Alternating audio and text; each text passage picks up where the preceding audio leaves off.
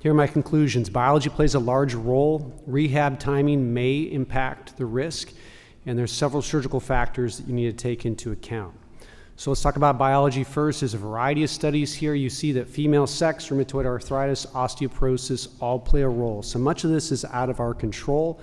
We also know per 1 year increase in age, you have an increased risk as well. This is also from the ASES group. And Howard Routman has nicely put in different factors that kind of add up, and I'll point you to the bottom here. If you look at the patient who's over 70 or 80 with a rheumatoid arthritis diagnosis, they really have a very high risk, 10% or greater in these patients. So what can you do? Perhaps we can counsel on nutrition. I'm not sure about that, but really I think you just have to counsel and talk to the patient and tell them they are at risk. Let's talk about rehab. There's one study I know of that has looked at this. This is a database study. They basically found that in patients that had medication, so they had poor bone quality, if they rehabbed within 6 weeks, they had a higher risk of fracture.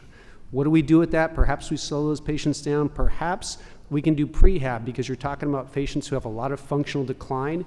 Maybe we can get them in advance to do some isometrics that would help tune them up. No evidence to this, but something that's easy to consider in these patients. Technical factors.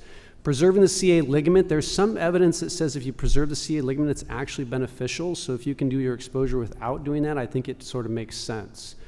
Type 3 fractures, so the base of the spine fractures, we know several studies have shown that superior screw placement plays a role.